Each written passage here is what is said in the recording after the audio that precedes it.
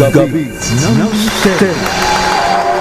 Now tonight, hindi lang tungkol sa feng shui ang ating pag-uusapan. Kasi ngayong araw na ito ay araw ho ng mga puso, which is we call it Valentine's Day. Araw ng mga Valentino, araw ng mga Valentina. Ayan. Ako kahit paano nakapula pa rin. Pero ang halaga dito ay talagang maipakita natin, maipadama natin sa ating mga mahal sa buhay, ang ating pagmamahal, o di ba? Yung pagpapahalaga sa kanila. But this time, mayroong napaka-controversial na dapat nating pagtunan ng pansin, I think ito yung first time nyo rin na marinig na tuwing sasapit ang Valentine's Day, normally naman natin pinag-usapan tungkol sa presyo ng mga bulaklak, mataas ang presyo, magaganda yung arrangement ng mga bulaklak, iba't iba mga arrangements, iba naman ay nagderegalo ng mga tsokolate at iba pa, Pero this time, pag-usapan natin, very controversial na talagang lumakas ang bentahan ng gayuma. Naniniwala ba kayo sa gayuma? Whether you believe it or not, talaga nandiyan po. Hindi mawala ho yan sa kultura ng mga Pilipino ang naniniwala sa kapangyarihan ng gayuma. Ano ba ito? Meron bang bukod sa maaring tayo'y makaakit o kaya'y magkaroon tayo ng magandang daloy ng buhay o kaya'y makakauha tayo ng ating kapartner sa buhay sa pamamagitan ng gayuma, meron din palang pagkakataon na dapat din nating isipin na baka naman ito ay makasama sa kapwa. O di ba? At yung iba maaaring mabiktima, ating alamin sa ating mga panauhin tonight, dalawang eksperto ito sa larangan ng spiritual healing. Ating alamin muna yung mga tip tungkol sa gayuma ng ating kaibigan na si Brother Deus Abbas, isang spiritual healer at talagang kabisado niya ano ang ins and outs of using and making gayuma. Ito na si Brother Deus Abbas. Pag-usapan natin yung ukol naman sa gayuma. Ano nga ba ang mga pangontra laban sa mga gayuma? Yan. So hindi lang po kasi isa ang gayuma, maraming uri po ang gayuma. So sa gayuma, meron po tayong tinatawag na spells or potion, meron tayong ganon na gayuma. Meron ding iba na rituals at meron ding iba na orasyon, yan, mga incantation. And meron ding mga spells na gayuma, na ritual or gayuma. So pagdating sa paano kontrahin ang gayuma, much better sa akin, number one, ang meron kayong mga rebuelta kung sa mga orasyon. Kasi based on my experience, may gumawa sa akin yan before. Dahil meron akong rebuelta, automatic rebuelta, bumalik doon sa nag-cast o ng gayuma. So ang nangyari, imbis ako yung maghahabol sa kanya, ako yung babaliw sa kanya, siya yung parang nababaliw pag hindi niya ako makita, para siyang nababaliw, Ganon. So pumupunta pa siya, galing siya sa malayong lugar, pumupunta pa siya sa akin para lang makita niya ako. Tapos dahil nga may ritualista naman tayo, so may mga herbs na pwedeng gawing protection. Herbs or mga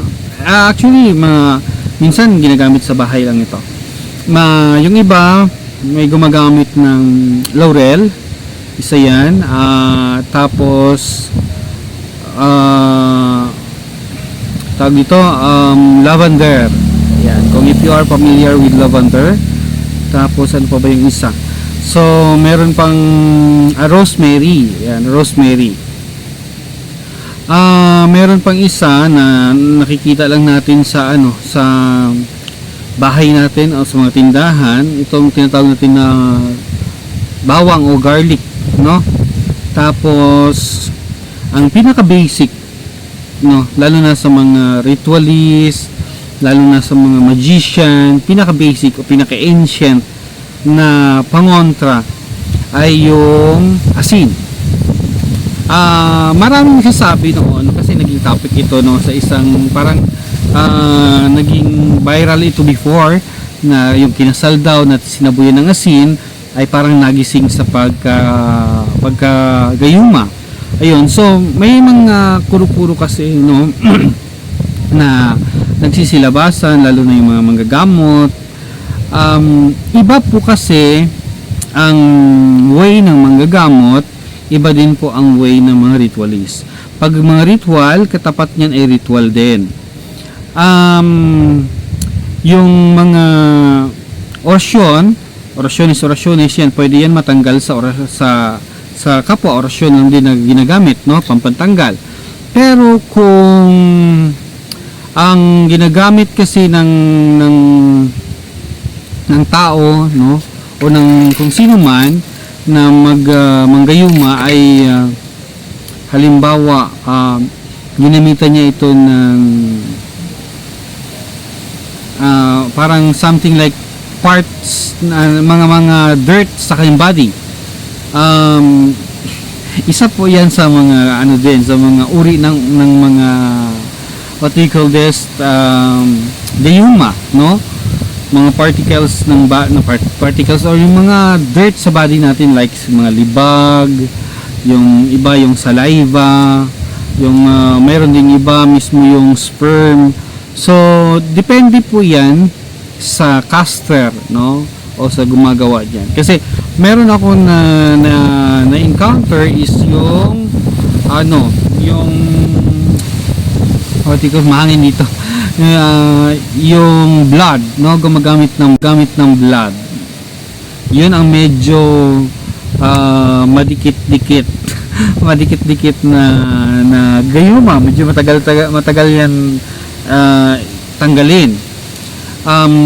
Meron kasi mga gayuma na lalo na yung mga babaylan, meron silang mga gayumang ginagamit na tinatawag natin black powder. Yan. So na-try ko din yan, black powder, no, na-try ko din yan. Para sa akin naman kasi, ang gayuma ay there is parang walang certain talaga na protection. Kasi usually, lalo ng mga healers, lalo na yung mga practitioners, lalo na yung mga psychic, number one kahinaan yan is mga puso nila o mga pagdating sa love life. Yan. So usually dahil nga mahirap ang tawag ito, bihira lang ang tao nakakaintindi sa kanila. Usually pag mga psychic or manggagamot, pag once na sila ay makakita ng pag-ibig, ayan, tinatakwil nila yung kanilang mga tungkulin. So yung iba nag-stop sa pagiging manggagamot, yung iba nag-stop sa pagiging psychic, no? So sa ganung pamamaraan, hindi po kasi lahat talaga ay nauukol, no? There are some na blessed, no, blessed sila in terms sa lahat ng aspect ng buhay nila. Yes, na merong ganon, may mga ganon na tao, but again, few lang yung talagang nakakaarok ng ganong mga ganong knowledge. At saka sa gayuma kasi, lalo na yung ancient, no, pag ancient ang pag-uusapan, ang mga sinauna, ang ginagamit lang ng mga sinaunang mga gamot para kontrahin ang gayuma is acid. Based on my research then, based on the ancient practitioners, asin talaga ay isa sa mga pang dual kasi yan ng purpose ng asin. It can be pang cleanse, it can be pang curse. So nagdidepende pa rin ang paggamit sa asin kung sino yung may hawak or sino yung anong yung intention niya, no? Parang ganun 'yun sa mga, kahit sa mga ritual. Depende pa rin ang isang ritual sa intention ng tao, no? Kasi halimbawa, merong gayuma na para lang magkabalikan ang magpartner. So minsan ginagamit ng iba 'yan. Meron din iba na gayuma na para mag-reconcile. So pwedeng gamitin kung magpartner talaga sila or legal. No, yun ay walang karma yung mga ganun. Pero for me kasi, for us no, bilang practitioners, when you say gayuma, sinasabi ng mga karamihan, no, na gayuma is a simple way or simple form of kulam. Why po na parang kulam siya? It's because you alter the will of the free will of the person, no? So parang inaalis mo na yung natural na kagustuhan ng isang tao, no, dahil sa gayuma. Parang minamanipulate mo na siya. So that is a simple way or form of kulam. So pagdating naman sa mga what do you call this, sa mga pangontra, may mga pangontra din na yun, tulad ng laurel, lavender, rosemary, ano pa ba yung ibang mga pwede. Yun yung sa mga ritualist yun, no, na nakakaalam. Tapos sa mga katulad ng mga parang sa Mindanao, usually kasi ang mga pangontra nila dito is luya. Nagdadala sila ng luya kontra usog, parang ganon. Balis, mga ganon. Luya, naglalagay sila ng luya, asin sa kanilang mga bulsa. So, yun yung mga pwede, no? At saka yung magagamit mo just in case. Ayun, so sa gayuma kasi talaga merong ganon, maraming pamamaraan, no?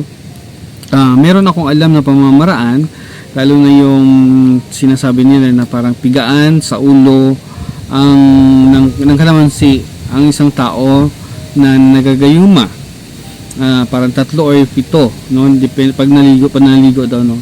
So yun ang pipigaan dito sa ulo, no? Tapos parang pa-cross, something like that. Yun ang ginagawa ng iba.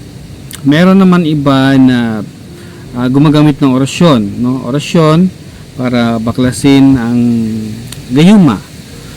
Meron din iba para lusawin. Meron din iba ay para irabuelta. So, para sa akin kasi, mas maganda, ang pinakamagandang protection is rebelta, no? Pinakamagandang protection is rebelta.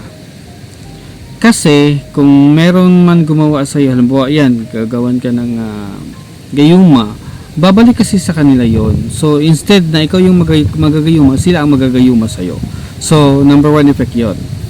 Tapos ano pa ang epekto or palatandaan ang isang tao ay nagagayuma?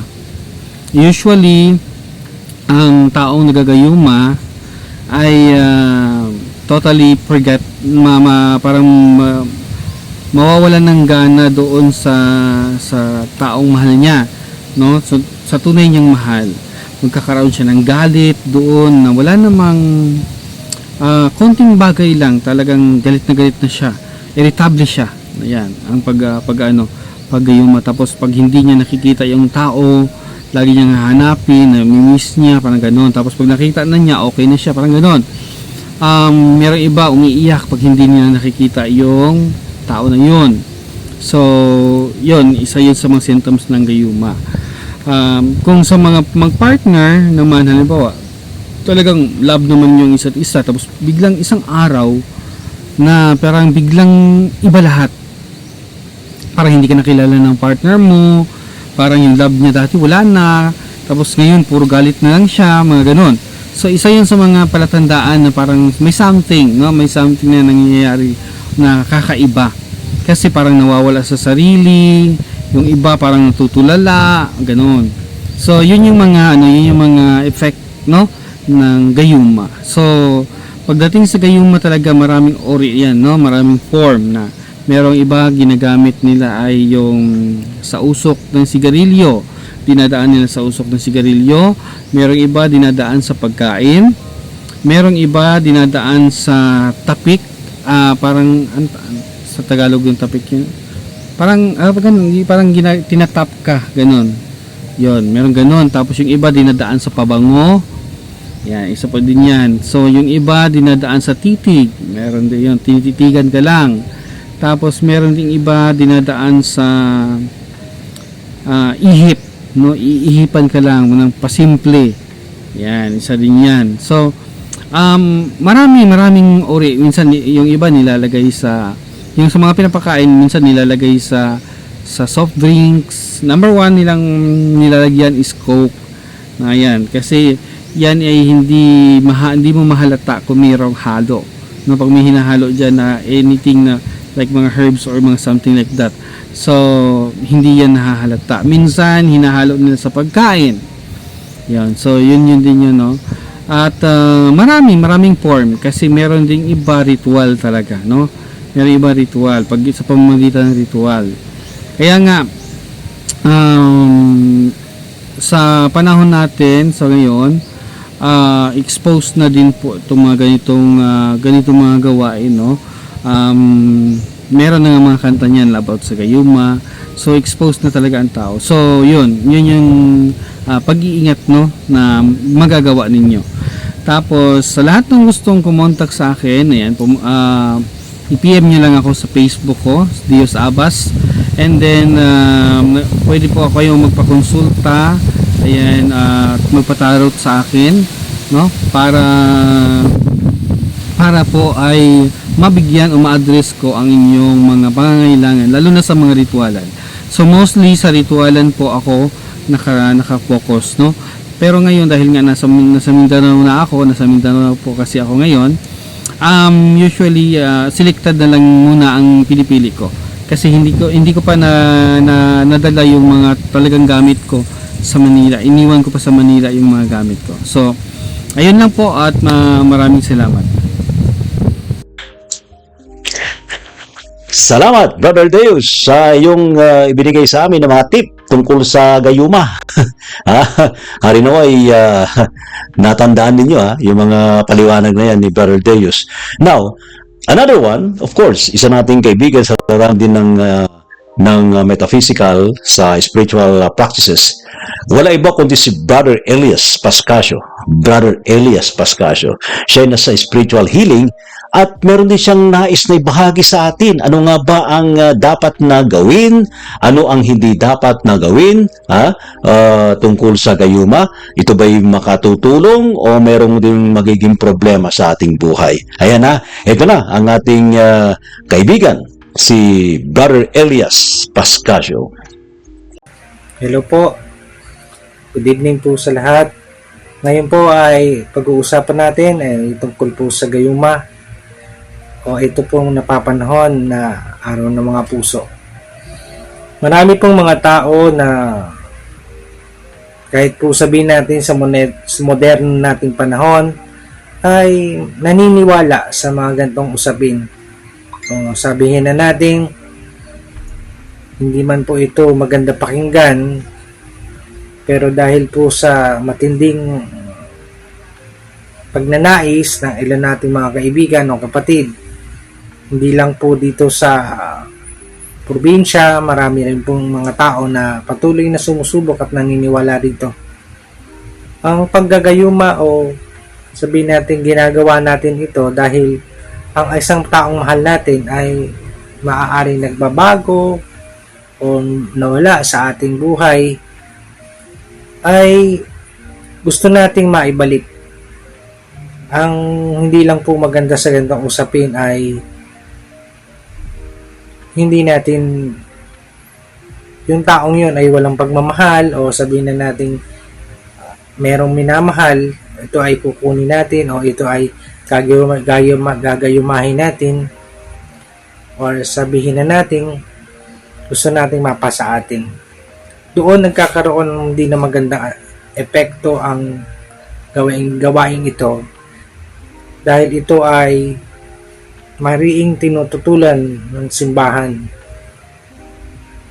Pero kung titignan mo, patuloy silang dumadami, patuloy na naaakit. Ano-ano po ba ang mga paraan o ano-ano po ba ang ginagamit na gayuma ng mga tao? Bukod sa orasyon o spell na ginagamit o binubulong o idinadasal sa kandila, sa insenso, sa mga bagay na nabibili, meron pong mga medalyon, marami pong paraan. May pagpapauso, may mga iba't ibang rituales at iba't ibang mga bagay na ginagamit. Ganun pa man, meron po itong balik o sabihin na natin, ang gayuma po ay nawawala o naglalaps sapagkat nakaikot lang ito doon sa usaping ritual. Pero kapag hindi mo na ito dinadasalan o nire-ritualan, maaari din itong maglaho. Sapagkat tandaan natin, ito ay ginagawa lamang natin dahil ng mga kapatid natin, dahil ito ay gusto nating gawin. Kung kaya ang nangyayari, ito ay nawawala ng bisa o muling bumabalik sa hindi maganda. Kaya isa ito sa mga binabawal. Kasama rin naman ito sa 10 utos. 'Di ba? Makikita natin. Huwag mo angkinin na hindi mo pag-aari. Nandoon siya sa 10 utos ng Diyos. Kahit ganoon, hindi mapagilid pagdating po araw ng mga puso. Yung iba po, dahil wala po silang love life, wala silang mahal, gumagamit sila ng mga ganitong paraan. Merong litrato, iba't ibang paraan, pangalan, o sumasangguni talaga sila, nagsasadya talaga sila sa mga kilala, sa mga marurunong. Mag-iingat din po tayo sa mga ganitong gawain. Sapagkat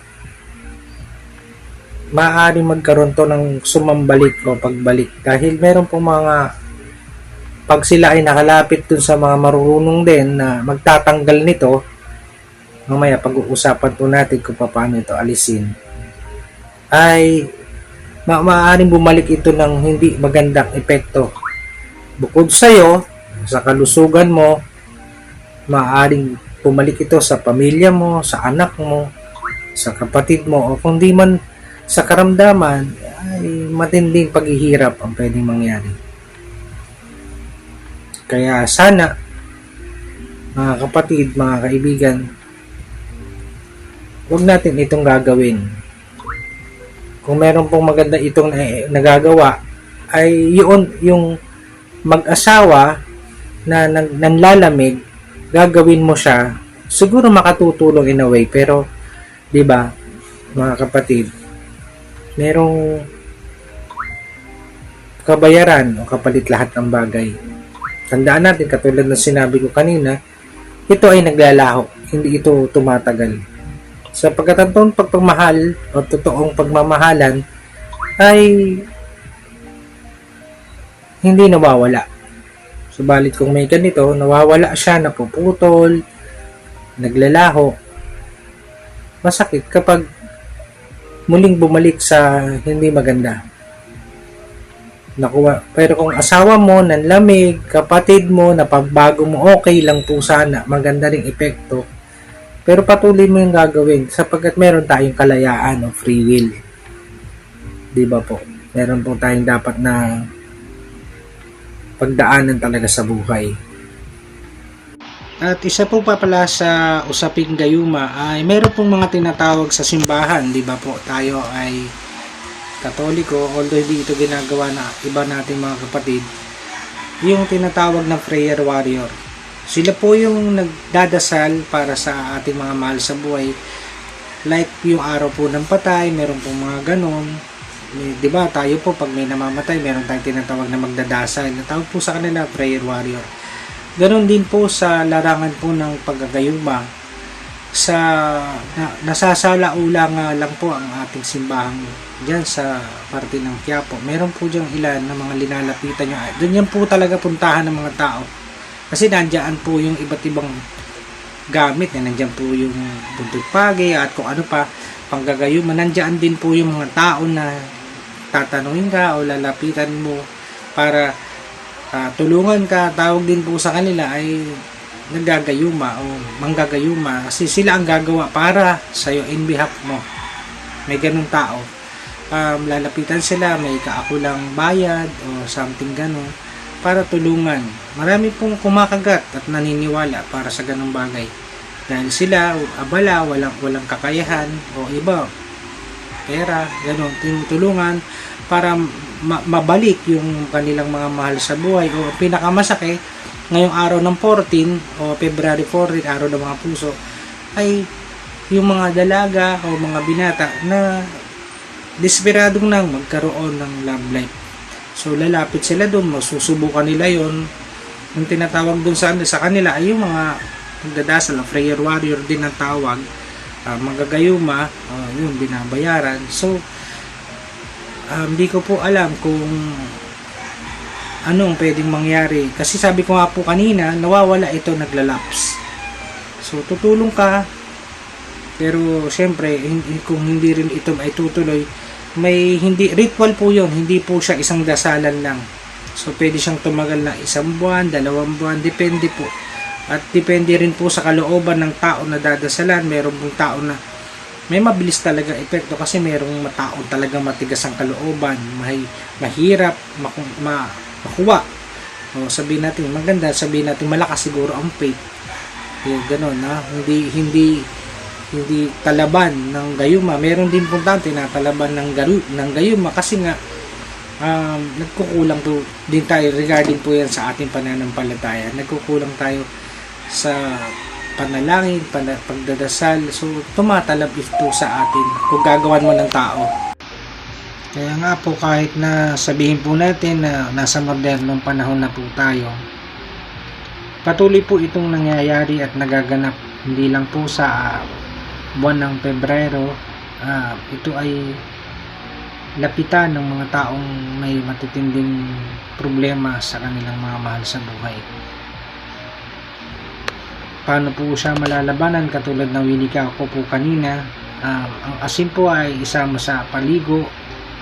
Tapos ang huling anlaw pwede po itong ibuhos. Ito po ay natural na pamamaraan. Pwede pong samahan ng panalangin, simpleng panalangin. Sa iba po, ginagamitan po ng mga orasyon, pag ganon, o dasal para mas lalo siyang maging epektibo. Kasi orasyon din po at dasal din po ang ginamit sa mga tao para makontrol. So yun din po yung paraan sa espiritual. Minsan sa pagkain, di ba, sabi ko kanina, ipapasuka o kaya yung damit po pakuluan. Pagdating po kahit ilang minuto kukulo, lalagyan yung asin din po yun.